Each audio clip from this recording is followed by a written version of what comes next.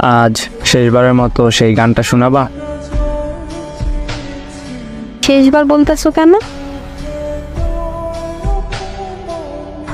এরপর থেকে আমি আর শুনতে চাইবো না, তাই।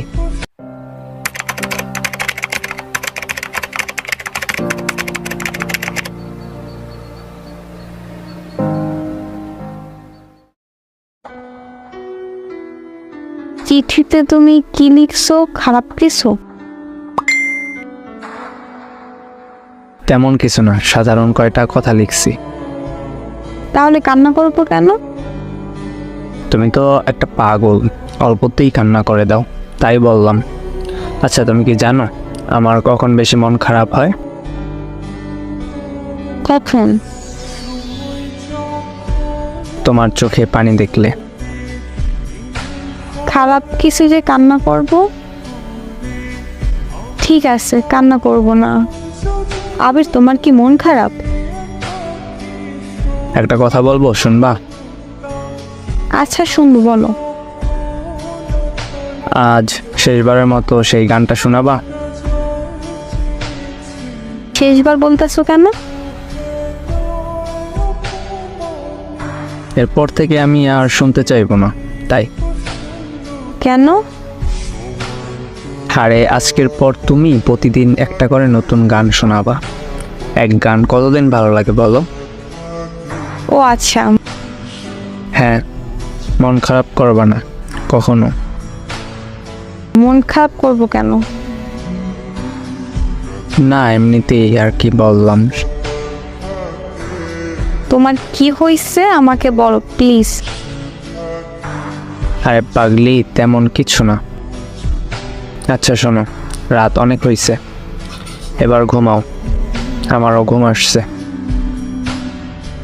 আচ্ছা ঠিক আছে, তুমি ঘুমাও। শোনো, বলো। অনেক ভালোবাসি তোমাকে। আমিও তোমাকে অনেক ভালোবাসি। পরের দিন সকালে ঘুম থেকে উঠে তুবা তার বান্ধবীকে নিয়ে ছেলেটির বাসায় যায়। গিয়ে দেখে ছেলেটির বাসার সামনে অনেক লোকের ভিড়। তারপর দেখে কে যেন একটা চৌকিতে চাদর গায়ে দিয়ে শুয়ে আছে। তুবা জিজ্ঞেস করলো ওইটা কে। পাশে থেকে একজন বলল ওইটা আবির, ও আর নেই এই পৃথিবীতে। তুবা একটা চিৎকার দিয়ে জ্ঞান হারিয়ে ফেলে। কিছুক্ষণ পর জ্ঞান ফিরে তুবার, সরাসরি আবিরের রুমে চলে যায়। আবিরের কথা অনুযায়ী আবিরের রুমে একটা বক্স পায়, তার ভিতরে একটা চিঠি পায়।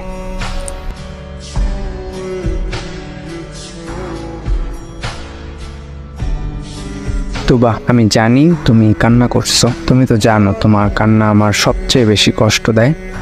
কান্না কইরো না প্লিজ। তুবা, তোমার মনে আছে একবার তুমি একটা শাড়ি পছন্দ করছিলা হলুদ রঙের, কিন্তু তখন আমার কাছে টাকা ছিল মাত্র 1160 টাকা।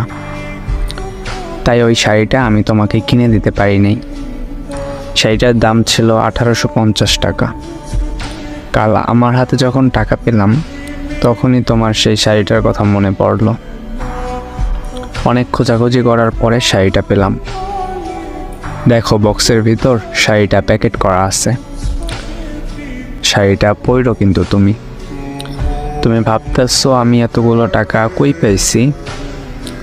আশরাফ খানকে তো চিনোই তুমি, তোমার বাবার পরিচিত উনি একটা ভয়ঙ্কর ওষুধ তৈরি করেছেন, যেইটা সামান্য মাত্রায় কোনো মানুষের শরীরে দিলে 8 ঘন্টার ভিতর মৃত্যু নিশ্চিত।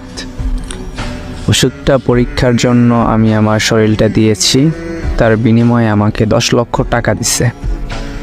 তুমি তো জানোই টাকার জন্য আমার বাবার অপারেশন হচ্ছে না। এখন বাবার অপারেশনটাও ঠিক মতো হয়ে যাবে। সারা জীবন তো তাদের বোঝা হয়েই কাটিয়ে দিলাম। এই একটা সুযোগ পেলাম কিছু করার, তাই আর কি। তোমার অনেক কষ্ট হচ্ছে তাই না? জানো, তোমাকে নিয়ে স্বপ্ন ছিল সুন্দর একটা সংসার হবে আমাদের। আর দেখো, স্বার্থপরের মতো তোমাকে একা রেখে চলে আসলাম। তুমি আমাকে একদম মনে রাখবে না, বুঝলা? আমাকে একদম ভুলে যাবা তুমি। আমি তোমাকে দেখব, ওই দূর আকাশ থেকে। ভালো থেকো আমার ভালোবাসা। তোমার আবির।